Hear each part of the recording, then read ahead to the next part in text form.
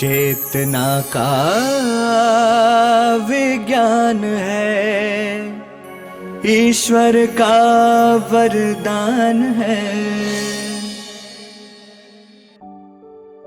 जब मन थमता है तो आत्मा बोलती है, जब विचार मौन हो जाते हैं तो चेतना जागती है।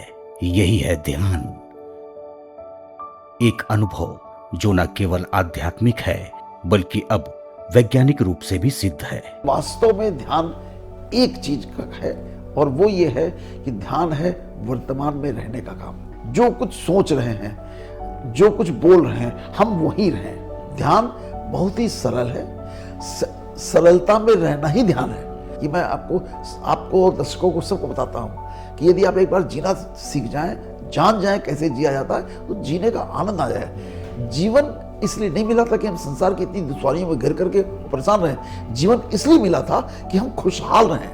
हजारों साल पहले भारत की भूमि पर ऋषि मुनियों ने ध्यान को सिर्फ मानसिक शांति के लिए नहीं बल्कि आत्मज्ञान के मार्ग के रूप में अपनाया। उन्होंने कहा, ध्यान केवल एक क्रिया नहीं बल्कि मैं कौन हूं इसका उत्तर खोजने की यात्रा है। जिन लोगों को एनलाइटमेंट हुआ है, गौतम बुद्ध हो, महावीर हो, कृष्ण हो, राम हो, ये सब लोगों को, रामकृष्ण परमहंस हैं, ये जितने ऋषि मुनि हैं, योगानंद है, विवेकानंद, ये सब लोगों को जो कनेक्शन हुआ वो इसी ध्यान के माध्यम से हुआ। और आप किसी भी विधा से जाएं,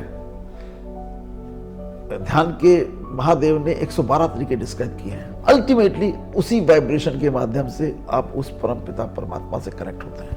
मुझे एक संत है, बहुत अच्छा उनका याद आ रही है, आचार्य श्री राम शर्मा।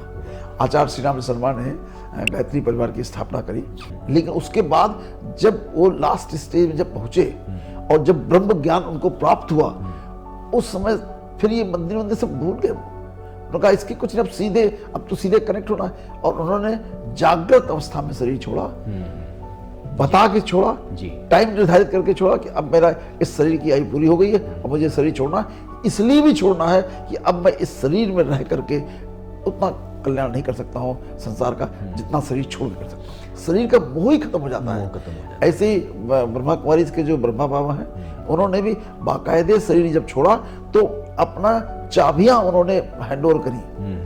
क्या ये कल से बेटा मैं नहीं रहूंगा, जैसे नौकरी छोड़ता है आदमी, तो चाहे कि कल से चाबियां तुम ध्यान रखोगी और ये ऐसे पूरा सारे नियम बनाए और अपना शरीर छोड़ा। आज विज्ञान भी यही कहता है।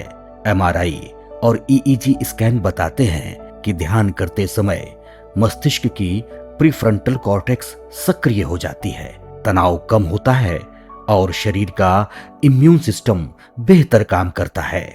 ध्यान करने वाले लोगों में चिंता, अवसाद और रक्तचाप में कमी देखी गई है।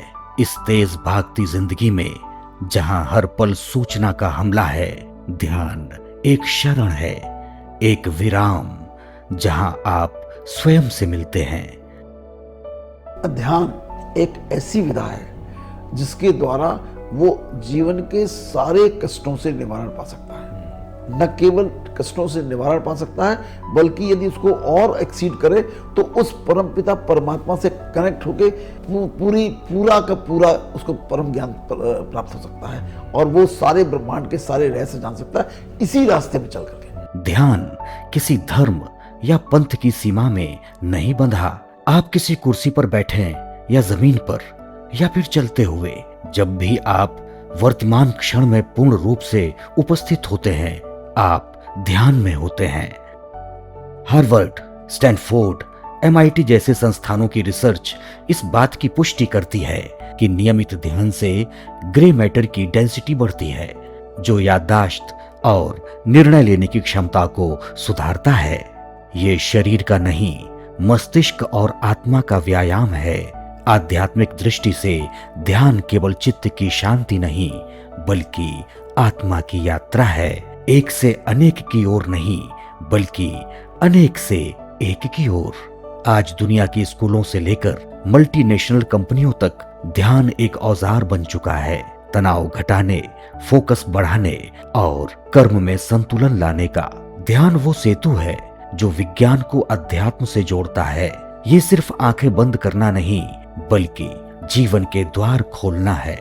तो आइए हर दिन कुछ पल स्वयं के साथ बिताएं, शांत हो जाएं और उस मौन को सुने जिसमें सारा ब्रह्मांड बोल रहा है। ध्यान न कोई भाषा, न कोई सीमा, ये केवल एक अनुभव है, स्वयं से मिलने का अनुभव।